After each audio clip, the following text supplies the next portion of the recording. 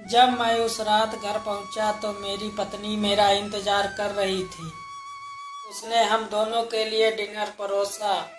मैंने उसका हाथ पकड़कर कहा, मुझे तुमसे कुछ कहना है। वह नीचे बैठ गई और खामोशी के साथ मेरी तरफ देखने लगी। मैंने उसकी आंखों में एक अजीब सा दर्द महसूस किया।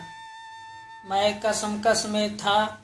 मुझे समझ नहीं आ रहा था कि मैं अपना मुंह कैसे खोलूं, लेकिन मुझे उसे बताना था कि मेरी जिंदगी और दिमाग में क्या चल रहा है।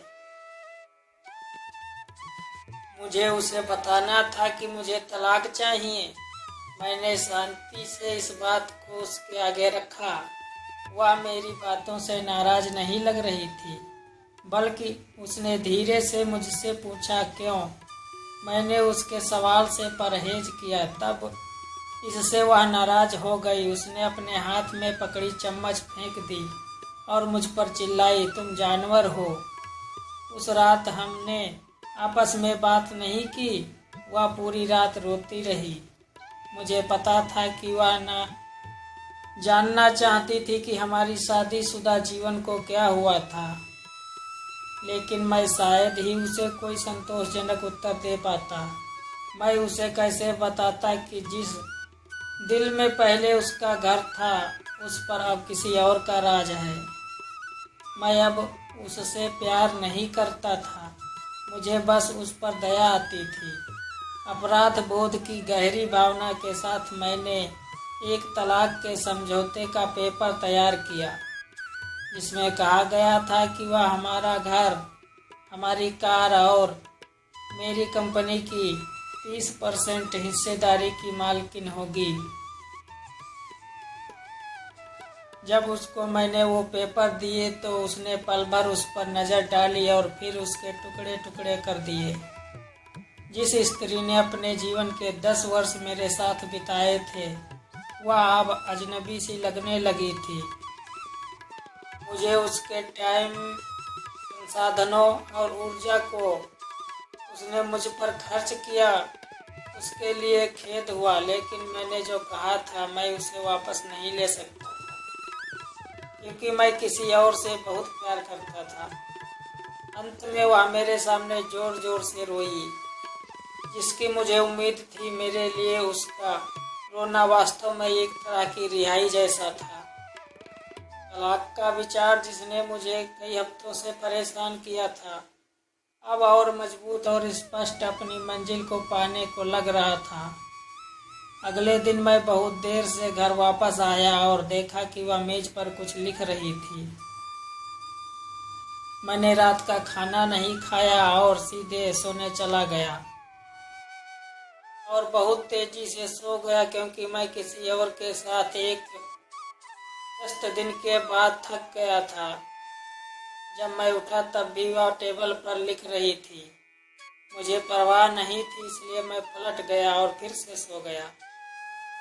सुबह उसने अपनी तलाक की शर्तें मुझे बताई। वह मुझसे कुछ नहीं चाहती थी, लेकिन तलाक से पहले उसे 1 महीने का नोटिस चाहिए था। उसने अनुरोध किया कि उसे 1 महीने में हम दोनों यथासंभव सामान्य जीवन जीने के लिए संघर्ष करें। इसके लिए उसके कारण सरल थे। हमारे बेटे की 1 महीने में परीक्षा थी और वह हमारी टूटी हुई शादी से उसे मेंटली डिस्टर्ब नहीं करना चाहती थी। या तो मुझे भी मंजूर था, बेटा तो हम दोनों का था, लेकिन उसके पास एक और शर्त थी। उसने मुझे याद करने के लिए कहा कि कैसे मैं उसे अपनी शादी के दिन दुल्हन के कमरे में ले गया था। उसने रिक्वेस्ट किया कि इस 1 महीने तक मैं हर दिन उसे अपने बेडरूम से सामने के दरवाजे तक ले जाऊं। मुझे लगा कि वह पागल हो रही है, लेकिन हमारे साथ में बिताने वाले अंतिम दिनों को सहन किया जा सके और कोई ड्रामा क्रिएट ना हो, इसलिए मैंने उसका अजीब अनुरोध स्वीकार कर लिया। मैंने पूजा को अपनी पत्नी की तलाक की शर्तों के बारे में बताया। वह जोर से हंसी और उसे लगा यह सच में पागलपन है। कोई फर्क नहीं पड़ता कि वह कौन सी चालें चलती हैं, उसे तलाक का सामना करना ही पड़ेगा। उसने तिरस्कार पूर्वक कहा। अगले दिन से 1 महीने का नोटिस पीरियड शुरू हो गया। मेरे तलाक के इरादे को स्पष्ट रूप से व्यक्त किए जाने से पहले से ही मेरी पत्नी और मेरे बीच कोई शारीरिक संबंध नहीं रह गए थे। इसलिए जब मैंने उसे पहले दिन गोद में उठाया तो हम दोनों को अजीब लगा। हमारे बेटे ने हमारे पीछे ताली बजाई। डैडी ने मम्मी को गोद में लिया है। उसके शब्दों ने मुझ में एक दर्द की भावना जगाई। शयन कक्ष से बैठक कक्ष तक, फिर दरवाजे तक मैं उसे गोद में लेकर 10 मीटर के अधिक चला। उसने आंखें बंद की और धीरे से कहा, हमारे बेटे को तलाक के बारे में मत बताना। मैंने सिर हिलाया, कुछ परेशानी महसूस कर रहा था। मैंने उसे दरवाजे के बाहर नीचे उतार दिया। वह काम पर जाने के लिए बस की प्रतीक्षा करने लगी। मैं ऑफिस के लिए अकेला चला गया। दूसरे दिन हम दोनों ने काफ़ी आसानी से एक्टिंग कर ली। वह मेरे सीने पर झुक गई। मैं उसके ब्लाउज की खुशबू सूंघ सकता था। मुझे एहसास हुआ कि मैंने इस महिला को लंबे समय से ध्यान से नहीं देखा था। मुझे एहसास हुआ अब वह जवान नहीं रही थी। उसके चेहरे पर कम सही लेकिन झुर्रियाँ आ गई थी। उसके बाल सफ़ेद हो रहे थे। हमारी शादी से उस पर बुरा असर पड़ा है। 1 मिनट के लिए मैंने सोचा कि मैंने उसके साथ क्या कर दिया है। चौथे दिन जब मैंने उसे उठाया तो मुझे आत्मीयता की वापसी का आभास हुआ। अरे यह वही महिला है जिसने मुझे अपनी ज़िंदगी के 10 अमूल्य साल दिए हैं। 5वें और 6ठे दिन मैंने महसूस किया कि हमारे बीच एक रूपता की भावना फिर से बढ़ रही है। मैंने पूजा को इस बारे में नहीं बताया। जैसे तैसे दिन बीतते गए, मेरे लिए उसे उठाना आसान होता गया। मैंने सोचा शायद प्रतिदिन की एक कसरत ने मुझे मजबूत बना दिया। एक सुबह वह सोच रही थी कि क्या पहने। उसने बहुत सारे कपड़े पहनने की कोशिश की लेकिन उसको भी उपयुक्त पोशाक नहीं मिली। फिर उसने गहरी सांस ली और बोली, मेरे सभी कपड़े बड़े हो गए हैं। मुझे अचानक एहसास हुआ कि वह इतनी पतली हो गई है। मुझे अब समझ में आया कि यही असली वजह है जो मैं उसे इतनी आसानी से उठा पाता था। अचानक एक विचार ने मुझे अंदर से झकझोर दिया। उसने अपने दिल में कितना दर्द और कितना दुख दबा रखा होगा जिसने उसकी ऐसी हालत हो चली है। अब चेतना में कभी इस बारे में सोच ही नहीं सका। मैंने उसके सिर को छुआ। हमारा बेटा उसी समय अंदर आया और बोला, पापा, माँ को गोदी में उठाने का समय हो गया है। उसके लिए इस 1 महीने में अपने पिता को अपनी माँ को गोदी में उठाकर ले जाते देखना उसके जीवन का एक अनिवार्य हिस्सा बन गया था। मेरी पत्नी ने हमारे बेटे को करीब आने का इशारा किया और उसे कसकर गले लगा लिया। मैंने अपना मुंह फेर लिया क्योंकि मुझे डर था कि मैं इस अंतिम समय में अपना विचार न बदल दूं।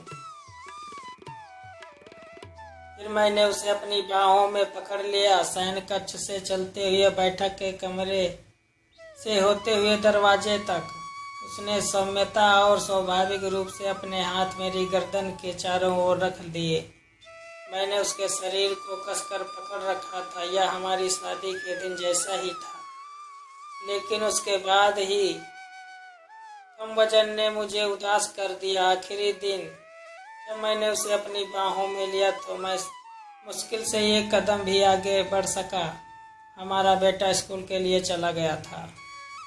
मैंने उसे कसकर पकड़ लिया और कहा, मैं यह नहीं देख पाया कि हमारे जीवन में मेसी की कमी हो रही है। मैं ऑफिस चला गया, दरवाज़ा बंद किए बिना तेजी से कार के अंदर बैठ गया। मुझे डर था कि थोड़ी सी देरी से भी मेरा मन बदल जाएगा। मैं वहां चला गया जहां पूजा रहती थी। पूजा ने दरवाज़ा खोला और मैंने उससे कहा, सॉरी पूजा, मैं अपनी पत्नी को अब तलाक नहीं दे पाऊंगा। उसने मुझे आश्चर्य से देखा। वो अचंभे में थी और फिर मेरे माथे को छुआ। क्या तुमको बुखार है? उसने पूछा। मैंने अपने सिर से उसका हाथ हटा दिया। सॉरी पूजा, मैंने कहा मैं तलाक नहीं लूँगा। मेरा वैवाहिक जीवन शायद इसलिए उबाऊ था क्योंकि वह और मैं अपने जीवन के छोटे छोटे पलों को महत्व नहीं देते थे। इसलिए नहीं कि हम अब एक दूसरे से प्यार नहीं करते। अब मुझे एहसास हुआ कि जब से मैं उसे अपनी शादी के दिन अपने घर ले आया था, तब मैंने और उसने एक दूसरे से ये वादा किया था कि हम एक दूसरे का साथ तब तक नहीं छोड़ेंगे जब तक कि मौत हमें अलग न कर दे।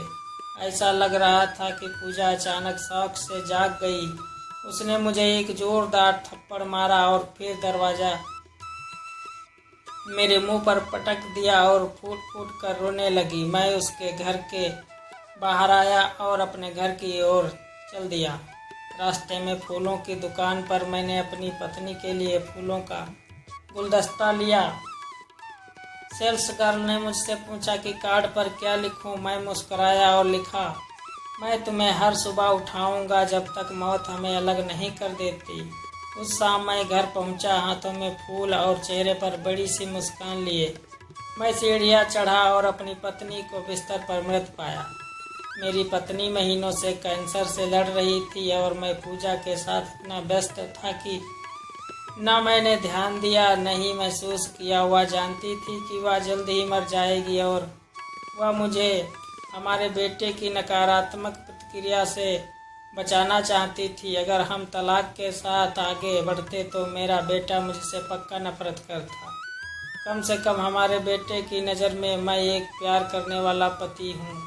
मैंने तो नहीं, लेकिन मेरी पत्नी ने अपना वादा आखिरी दम तक साथ निभाने का पूरी तरह से निभाया। हाँ, पूरा जीवन अब मुझे पछतावे की आग में जलना था, मगर अब अपने आखिरी दम तक अपनी पत्नी से और भी ज़्यादा प्यार करता रहा, चाहे वो मेरे साथ नहीं थी। अब के जीवन के छोटे छोटे पल ही एक रिश्ते में वास्तव में मायने रखते हैं। या हवेली, कार, संपत्ति, बैंक का पैसा नहीं है।